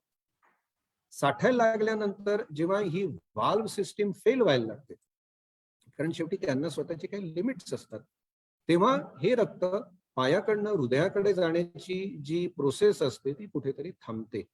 मग हे रक्त जेव्हा पायाच्या रक्तवाहिन्यांमध्ये साठायला लागतं तेव्हा त्या रक्तवाहिन्या फुगायला लागतात. याला म्हणतात व्हेरिकोसिटीज. आणि जेव्हा अख्खीच्या अख्खी ती व्हेन फुगते त्याला म्हणतात व्हेरिकोज व्हेन्स. तुम्ही म्हणतात त्यामध्ये अगदीच तथ्य आहे की ज्यांचा उभं राहण्याचा जॉब आहे त्यांच्यामध्ये as a part of occupational hazard varicose veins दिसतात. पण आमच्या लव्ह अँड बेली म्हणून आमचं ज्याला आम्ही सर्जरीचं बायबल म्हणतो त्याच्यामध्ये स्वच्छ वाक्य लिहिलेलं आहे की व्हेरिकोज व्हेन्स फक्त दिसतात, त्या त्रास देत नाहीत. त्यामुळे बऱ्याचदा पेशंट माझ्याकडे गुडघेदुखी आणि पायदुखी आणि घोटे दुखतात आणि सूज येते आणि मग आम्हाला व्हेरिकोज व्हेन्सचा त्रास आहे. या व्हेरिकोज व्हेन्सचा आणि दुखण्याचा एकमेकांशी अर्थार्थी काहीही संबंध नाही. किंवा दुसऱ्या भाषेत सांगायचं तर व्हेरिकोज वेन्स ऑपरेशन करून काढून टाकल्या तरी सुद्धा जर पाय दुखणार असेल तर तो दुखतोच, कारण त्याची पॅथॉलॉजीच वेगळी आहे. हा, काही पेशंटमध्ये या व्हेरिकोज वेन्स इतक्या फुगतात की त्या घोट्याच्या तिथे फुटायला लागतात आणि त्या फुटायला लागल्यानंतर तिथे जखमा होतात, ज्याला म्हणतात व्हेरिकोज अल्सर्स. व्हेरिकोज अल्सर्सची ट्रीटमेंट मात्र अतिशय तातडीने आणि त्यातल्या तज्ज्ञ माणसांनी, म्हणजे ज्याला मी व्हॅस्क्युलर सर्जन्स म्हणतो किंवा प्लास्टिक सर्जन्स म्हणतो, त्यांना ती करायला लागते. पण ॲज अन ऑर्थोपेडिक सर्जन तसं पाहता व्हेरिकोसिटी असल्या काय आणि नसल्या काय, हाडांचा, स्नायूंचा, सांध्यांच्या दुखण्याचा व्हेरिकोज वेन्सशी काहीही संबंध नाही. शेवटचा तुमच्या प्रश्नाचं उत्तर की त्याची ट्रीटमेंट काय. एकदा मी सर्जिकल ट्रीटमेंट सांगितली, ती पण फार क्वचित सर्जिकल ट्रीटमेंटची गरज पडते. मुळात त्या डेव्हलप होऊ नाहीत, आणि जर डेव्हलप झालेल्या असतील तर वाढू नाहीत. याच्यासाठी आमच्या पुस्तकामध्ये त्याला 3 E's म्हणतात. First E is exercise. मग ज्याच्यामध्ये पंजाचे एक्सरसाइजेस आहेत, पोटऱ्यांचे एक्सरसाइजेस आहेत, ते सिस्टमॅटिकली फिजिओथेरपिस्ट करून देऊ शकतात. दुसरा ई म्हणजे एलिव्हेशन, पाय उशीवर ठेवणं. म्हणजे जेव्हा तुम्हाला काम नसेल तेव्हा उभं राहण्यापेक्षा बसा किंवा झोपताना पाय 2 उशांवर ठेवा, की जेणेकरून पायाकडचं रक्त हृदयाकडे परत जाईल. आणि तिसरा ई म्हणजे इलॅस्टो क्रेप. आता जुन्या काळी फक्त ती क्रेप बँडेजेस असायची, पण आजकाल सगळीकडे बिलोनी किंवा अबावनी स्टॉकिंग्स मिळतात. स्टॉकिंग म्हणजे घट्ट मोजे असतात ते, की तुम्ही जेव्हा काम करत असता तेव्हा पावलापासून गुडघ्यापर्यंत किंवा इव्हन गुडघ्याच्या वरपर्यंत तुम्ही ते मोजे घालू शकता, की जेणेकरून बाहेरून त्या स्नायूंना किंवा त्या व्हेन्सला जे कॉम्प्रेशन राहतं त्याच्यामुळे त्याच्यामध्ये जे रक्त साठून राहतं आणि त्याच्यामुळे पुढची जी डॅमेजेस होतात ती होत नाही. घैसास मॅडम, प्रश्न विचारा. मृण्मयी घैसास, अनम्यूट करा. नमस्कार सर. बोला. येतो. अनम्यूट करा. हा नमस्कार सर, येतोय आवाज? बोला. हा सर, माझ्या मिस्टरांना फ्लॅट फूट मुळे खूप त्रास सहन करावा लागतोय. तर फ्लॅट फूट हेरिडिटरी असतो का? आणि असेल तर मग मुलांमध्ये फ्लॅट फूट असतील का? तर ते कसं चेक करायचं आणि आधीच काय प्रिकॉशन घ्यायची असेल तर? आमचं जे ऑर्थोपेडिकचं जे पुस्तक आहे कॅम्बेल म्हणून, त्याच्यामध्ये फ्लॅट फूटच्या चॅप्टरमध्ये एक वाक्य लिहिलंय, जसं मी हे व्हेरिकोज वेन्सच्या बाबतीत सांगितलं. मराठीत त्याचं भाषांतर सांगायचं तर, फ्लॅट फूटची मुलं घेऊन त्यांचे आजी आजोबा ऑर्थोपेडिक सर्जनकडे येतात, असं त्याच्यामध्ये वाक्य आहे. सी, फ्लॅट फूट आहे म्हणजे की ते जसं आपल्या जुन्या मराठीतल्या कादंबऱ्यांमध्ये म्हणजे पांढऱ्या पायाची किंवा सपाट पायाची वगैरे वगैरे म्हणायचो, तसं काही काही अपशकुनी वगैरे असं काही नसतं. जसं काही सगळ्या लोकांची नाकं ही काय पट्टीने काढावी अशी सरळ नसतात स्टेफीग्राफ सारखी, पण ती समजा जर का पोपटाच्या चोचीप्रमाणे असतील तर म्हणून काही त्यांना श्वास घ्यायला कधी काही त्रास होत नाही. सो जसं हे व्हेरिएशन आपण ऍक्सेप्ट करतो तसं फ्लॅट फूट सुद्धा 2 प्रकारचे असतात. पहिला प्रकार असतो त्याला मी म्हणतो डायनॅमिक फ्लॅट फूट. मुळात फ्लॅट फूट याचा अर्थ काय, तर आपण जेव्हा एक सोपं आपले ओल्या पायाचा ठसा जेव्हा आपण बघतो तेव्हा पूर्ण पायाचा ठसा आपल्याला कधी दिसत नाही. नेहमी ती 5 आपल्या बोटांचे ठसे दिसतात, मग बाहेरची बॉर्डर दिसते आणि मग टाचेचा गोल दिसतो. त्याचं कारण आपल्या पावलाची आतली जी बॉर्डर असते ती कमानीप्रमाणे, म्हणजे जर दाखवायचं तर पाऊल आपलं असं असतं, तर याला म्हणतात ही जी कमान असते ही आपल्या सगळ्यांची कमान असते. पण काही लोकांमध्ये ही कमान कमी असते, याला म्हणतात फ्लॅट फूट. आता याची कारणं खूप आहेत. डायनॅमिक फ्लॅट फूट याचा अर्थ एरवी जेव्हा ते बसलेले असतात किंवा पायावर जेव्हा शरीराचं वजन नसतं तेव्हा त्या पायाची आर्च किंवा पायाची कमान ही व्यवस्थित दिसते, पण जेव्हा ते उभं राहतात तेव्हा मात्र ती आर्च कोलॅप्स होते आणि तो पाय सरळ होतो, पाय फ्लॅट होतो, पाऊल फ्लॅट होतो, ज्याला म्हणतात फ्लॅट फूट. जनरली या लोकांमध्ये फार काही करायची गरज नसते. हा, हे समजा जर काय ऍथलीट होणार असतील किंवा त्याच्यामुळे त्यांना जर काही अडचण येत असेल किंवा माझ्या पायाला पर्टिक्युलर ठिकाणी दुखतं वगैरे असं, तर मात्र मग त्याच्यासाठी ऑर्थोसिस असतात किंवा त्याच्यासाठी आर्चेस असतात. पण जनरली मुलांना ह्या फारशा या कुठल्या आर्टिफिशियल शूज किंवा या ऑर्थोसिस ज्याला आम्ही म्हणतो, याच्या फंदात फार टाकू नये आपण, कारण त्यांच्यामध्ये नाही की मी जगापेक्षा काहीतरी वेगळं आहे अशी एक भावना तयार होते आणि ती भावना त्यांच्यामधनं बाजूला काढणं हे फार मुश्किल असतं. त्यामुळे प्रत्येकच फ्लॅट फूटला प्रॉब्लेम येईल असं अजिबात नसतं. त्यामुळे माझ्या मुलाला फ्लॅट, आणि मुळात सगळ्यात महत्वाची गोष्ट म्हणजे जशी उंची वाढत जाते, जशी शरीराची बिल्ट वाढत जाते, तसं पायाची जी आर्च असते ती सुद्धा डेव्हलप होत जाते. जन्मतः तुम्ही अगदी लहान मुलं बघितले तर सगळ्यांचे असे चब्बी फूट दिसतात. ती आर्च नंतर नंतर डेव्हलप होत जाते. त्यामुळे लगेच लहान मुलगा आणि त्याला फ्लॅट फूट आहे मग चला काहीतरी करा, याला काही लॉजिक नाही. दुसरा जो प्रकार आहे ज्याला आम्ही म्हणतो रिजिड फ्लॅट फूट. रिजिड याचा अर्थ तो खऱ्या अर्थाने फ्लॅट असतो. पेशंट उभा राहो, बसो, पायाची जी आर्च मी सांगितली ती त्या पायामध्ये नसते. अशा लोकांमध्ये मात्र क्वचित प्रसंगी पुढे जाऊन, पण ते असं अगदी म्हणजे 2x2 = 4 एवढं ते सोपं गणित नाहीये. त्याच्यामध्ये काही प्रकारच्या पावलाचे जी किंवा पावलाची जी सांधे असतात त्यांची वयाच्या अलीकडे थोडी झीज होणं किंवा पायाची हालचाल करणारे स्नायू जे असतात त्यांना दुखापत होणं, या गोष्टी होऊ शकतात. पण दिस इज व्हेरी रेअर. म्हणजे त्या मानाने ह्या गोष्टी कमी पाहिल्या जातात. त्यामुळे सरसकट व रूल ऑफ थंब की फ्लॅट फूट दिसला की अमुक करा, हे निदान मुलांच्या बाबतीत तरी करू नये. त्यांच्या मानसिकतेवर फार वाईट परिणाम. धन्यवाद सर. वेळेच्या अभावी आपण फक्त एक प्रश्न घेऊया. अनेकांना प्रश्न विचारायचे आहेत, त्यांनी हात वरती केलेले आहेत, परंतु आपल्याला नियोजित वेळेपेक्षा थोडासा जास्तीचा वेळ या व्याख्यानासाठी गेलेला आहे. एक शेवटचा प्रश्न रुपाली रोटवतकर मॅडम विचारू इच्छित आहेत. त्यांना मी विनंती करतो की प्रश्न विचारावा. रोटवतकर मॅडम, तुम्ही अनम्यूट करा स्वतःला, बोला. नमस्ते सर. नमस्कार. आता सध्या बऱ्याच ठिकाणी ऐकू येतं ते म्हणजे टेलबोन विषयी, की माकड हाडाचं दुखणं ते कशामुळे होतं. मध्यंतरी ते काही काळ दुखत पण नसतं, पण पुन्हा ते दुखणं सुरू होतं. तर त्याविषयी मार्गदर्शन आपण करावं. आणि अजून एक छोटासा प्रश्न आहे की एक वाढत्या वयानुसार महिलांमध्ये जे कॅल्शियम कमतरते आहे, तर त्याविषयी पण उपाययोजना, की दूध घेणं फक्त की त्याबरोबर काही औषधं गोळ्या पण सुरू केल्या पाहिजे, याविषयी मार्गदर्शन. 2 प्रश्न. पहिला प्रश्न ज्याला आम्ही म्हणतो कॉक्सिडायनिया. कॉसिक्स याचा अर्थ माकड हाड. आपण जेव्हा बसतो तेव्हा बसताना आपण 3 हाडांवर बसतो. म्हणजे आपण जसं म्हणतो की तिवई, पूर्वीच्या काळी आपले जे माठ वगैरे असायचे ते तिवईवर ठेवले असायचे, कारण 3 पॉइंट्सनी स्टॅबिलिटी येते. तसं जेव्हा आपण बसत असतो तेव्हा प्रत्येक बटकचं एक हाड आणि टेलबोन या 3 हाडांवर आपल्या अख्ख्या शरीराचा लोड पेलला जातो. बटकची जी दोन्ही हाडं असतात त्यांना चरबी आणि स्नायूचा जाड थर असतो. त्याच्यामुळे आपल्या शरीराचं जे काही वजन असतं, त्याचा जो काही शॉक असतो, त्याचा जो काही ताण असतो, हे ऍब्सॉर्ब केलं जातं. तो ताण हाडापर्यंत जात नाही. पण टेलबोन जे असतात ते त्वचेच्या डायरेक्ट कॉन्टॅक्ट मध्ये असतात. एक सोपं उदाहरण द्यायचं तर कोपराला जर आपल्या खरचटलं किंवा घोट्याला जर खरचटलं तर त्याचा जास्त त्रास होतो, कारण तिथे त्वचा आणि हाड यांच्यामध्ये बफर काही नसतो.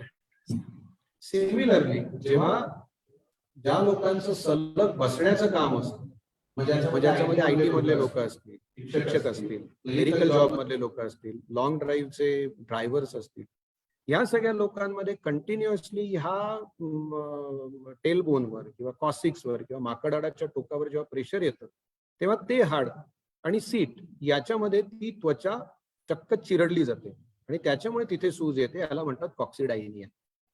प्रांजळपणे सांगायचं तर याला सायन्समध्ये काही उत्तर नाही. सायन्स म्हणजे मी सगळे म्हणतोय, म्हणजे सगळ्या पॅथीज म्हणतोय, इन्क्लुडिंग रामदेव बाबा. कोणाकडेही या प्रश्नाला अगदी पूर्ण खात्रीपूर्वक उत्तर नाही. 2च गोष्टी आम्ही याला सांगतो.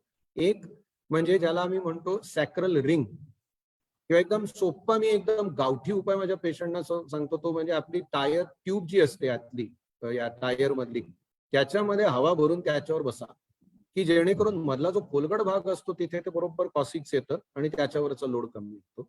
आणि दुसरं ज्याला आम्ही म्हणतो सीड्स बाथ, म्हणजे चक्क आपलं घमेलं किंवा टब जो असतो आपला कपडे भिजवायचा त्याच्यामध्ये कोमट किंवा गरम पाणी घेऊन त्याच्यामध्ये एकदा सकाळी आंघोळीच्या वेळेला आणि एकदा रात्री झोपायच्या आधी बसणे. कारण टेलबोन हे असं आत खोलवर असतं, त्याच्यामुळे हॉट वॉटर बॅग किंवा हिटिंग पॅड याचं हिटिंग इफेक्ट इथपर्यंत पोहोचत नाही. त्याच्यामुळे सीट बाथ आणि टायरवर बसणे या 2 गोष्टींशिवाय त्याला काही पर्याय नाही. आणि शेवटचा जो प्रश्न त्याचं उत्तर, सर्वसाधारणपणे पेरिमेनोपॉझल एज ग्रुप म्हणजे 45 पासून पुढे यांना आम्ही शक्यतो, आम्ही म्हणण्यापेक्षा वर्ल्ड हेल्थ ऑर्गनायझेशनचे जे काही रिकमेंडेशन्स आहेत त्याच्यामध्ये 500 मिलीग्रॅम कॅल्शियम आणि 400 international units vitamin D daily घेतलं जावं असे रिकमेंडेशन्स आहेत. कारण जसं जसं आपलं वय वाढतं तसं तसं शरीराची जी गरज असते ती आहारातनं, शरीराची जी कॅल्शियमची गरज असते ती आहारातनं पुरेशी भागवली जात नाही. त्याच्यामुळे त्याला सप्लिमेंटची गरज पडते. हे एका ठराविक वयापर्यंत.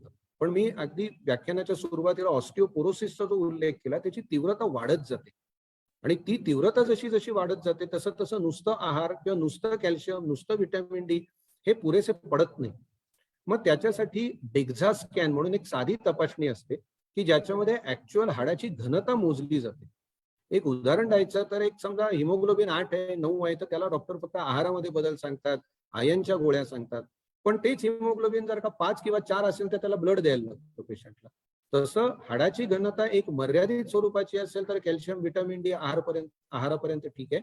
पण ती घनता जर का एका प्रमाणापेक्षा खूप जर कमी झाली की ज्याला इम्पेंडिंग फ्रॅक्चर्स आम्ही म्हणतो, सिव्हिअर ऑस्टिओपोरोसिस म्हणतो, त्या लोकांमध्ये मात्र काही वेगळ्या स्वरूपाची जी इंजेक्शन्स असतात किंवा थोडी वेगळ्या आपण असं म्हणू दुसऱ्या टप्प्याची जी औषधं असतात ती देण्याची गरज पडू शकते. एक शेवटचा प्रश्न, शिरसाट मॅडम तुम्ही अनम्यूट करा आणि प्रश्न विचारा. हा बोला. नमस्कार सर. नमस्कार. मिनिस्कस टियर इन नी असं जर सांगितलेलं असेल डॉक्टरांनी तर ते कधी ऑपरेट करावं आणि त्यामुळे जर चालीत बदल झालेला असेल तर तो म्हणजे तो बदल जो आहे तो कालांतराने पूर्ववत होऊ शकतो का? मुळात पहिल्यांदा मेनिस्कस म्हणजे काय ते समजून घ्या. मांडीचा हाड आणि पायाचा हाड या 2 हाडांनी आपल्या गुडघ्याचा सांधा बनवतो. त्या मांडीचा हाड आणि पायाचा हाड यांच्यामध्ये 2 सी याप्रमाणे, म्हणजे मी आता हाताने दाखवतो, अशा 2 गाद्या असतात. या गाद्यांना म्हणतात मेनिस्कस. आता काही कारणामुळे जर का गुडघ्याला ट्विस्टिंग इंजुरी झाली, तो ट्विस्ट झाला, फिरला, तर या 2 गाद्या मांडी आणि पायाच्या हाडाच्या मध्ये चिरडल्या जातात आणि मग त्यापैकी एक किंवा एकापेक्षा जास्त मेनिस्कस फाटतं, गादी फाटते आणि फाटून तिचा जो तुकडा असतो तो हाडाच्या मध्ये फसायला लागतो. हाडाच्या मध्ये म्हणण्यापेक्षा सांध्याच्या मध्ये फसायला लागतो. जसं दाराच्या बिजागरीमध्ये काहीतरी अडकलं तर बिजागरीची हालचाल होणार नाही, तसं सांध्याची हालचाल एक तर होत नाही किंवा व्हायला ती त्रास देते. याला म्हणतात मेनिस्कस टेअर. याच्यासाठी प्रत्येकच मेनिस्कस टेअर हा ऑपरेट केला पाहिजे असं नसतं. त्यातले काही मेनिस्कस टेअर हे सेल्फ हिलिंग असतात, पण काही टेअर्स हिलिंग नसतात. तेव्हा मात्र 2 आपल्याकडे ऑप्शन्स असतात. सर्जिकली, ज्याला आम्ही आर्थ्रोस्कोपी म्हणतो, दुर्बिणीच्या साहाय्याने एक तर हे मेनिस्कस रिपेअर केलं जातं. ती कौशल्यपूर्ण सर्जरी असते, कारण ते रिपेअर करणं हे खरोखर तसं अगदी स्किलचं काम असतं, कारण ते दुर्बिणीच्या साहाय्याने होतं आणि त्याच्यासाठी काही वेगळी इन्स्ट्रुमेंट्स असतात, यांच्या साहाय्याने ते केलं जातं. मेनली यंग लोकांमध्ये, ऍक्टिव्ह लोकांमध्ये आम्ही मेनिस्कस रिपेअर करतो. पण काही वेळेला जेव्हा पेशंट आमच्याकडे खूप उशिरा येतो तेव्हा तो जो मेनिस्कसचा जो तुकडा असतो त्याची त्या मूळ मेनिस्कसची भरण्याची क्षमता नष्ट झालेली असते. अशा वेळेला मात्र तो जो तुकडा त्या सांध्याच्या मध्ये फसतोय तो तुकडा दुर्बिणीतनं आपल्याला कट करायला लागतो, ज्याला आम्ही म्हणतो मेनिसेक्टोमी. त्यामुळे आयडियली स्पीकिंग मेनिस्कस रप्चर जर झालेला असेल, टेअर जर झालेला असेल तर तातडीने ते ऑपरेट करणं हा त्याच्यासाठी सगळ्यात उत्तम उपाय. उशीर झालेला असेल तरी सुद्धा आपल्याला ट्रायल देता येते. त्यामुळे मेनिस्कस रिपेअर किंवा मेनिसेक्टमी हे आता कॉमनली होणाऱ्या या सर्जरीज आहेत, त्यामुळे त्या करून घ्याव्यात, पहिली गोष्ट. दुसरी गोष्ट, त्याच्यामुळे चालण्याची जी स्टाईल बदललेली असते, याला आम्ही ॲबनॉर्मल गेट असं म्हणतो, GAIT गेट याचा अर्थ चालण्याची पद्धत. त्याच्यासाठी मात्र काही ठराविक प्रकारचे व्यायाम असतात काही ठराविक प्रकारचं असं म्हणा तुम्ही मेंदूला रिट्रेनिंग करायला लागतं, पण त्याच्यामुळे पेशंटची चालणं, हिंडणं, फिरणं, नॉर्मल जी पेशंटची स्टाईल जी असते ती पूर्ववत होऊ शकते. Thank you sir.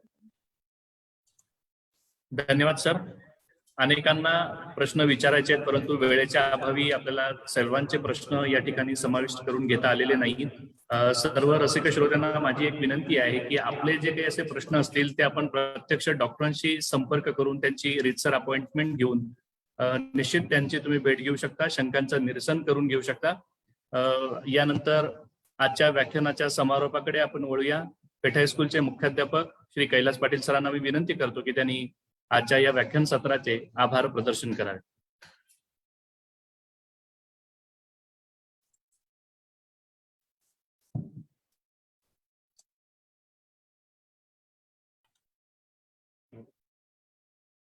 नमस्कार. पेठे विद्यालयाचे नामवंत माजी विद्यार्थी डॉक्टर सत्येन जोशी आज यांनी अत्यंत सोप्या शब्दामध्ये आम्हाला अस्थिविकार किंवा हाडांची रचना सोप्या शब्दात सांगितली. त्यानंतर कुठल्या कुठल्या प्रकारची आपण काळजी घेतली पाहिजे याचंही सविस्तर वर्णन करून सांगितलं. त्यानंतर आम्हा गुरुजनांचे दैनंदिन ज्या काही प्रॉब्लेम्स असतील त्याची खूप सुंदर पद्धतीने शंका निरसन करून दिलं. शाळेच्या आणि संस्थेच्या विनंतीला मान देऊन त्यांनी आज हे 17वं पुष्प खूप सोप्या पद्धतीने गुंफलं. त्याबद्दल मी संस्थेच्या आणि शाळेच्या वतीने त्यांचं आभार व्यक्त करतो. या व्याख्यानमालेप्रसंगी विशेष सहकार्य व मार्गदर्शन लाभलेले नाशिक एज्युकेशन सोसायटीचे सर्व सन्माननीय पदाधिकारी तसेच या व्याख्यानाचा नियमितपणे लाभ घेणारे सर्व गुरुजन, पालकवर्ग, हितचिंतक, श्रोतृवर्ग या सर्वांचा मी या ठिकाणी आभार व्यक्त करतो. धन्यवाद.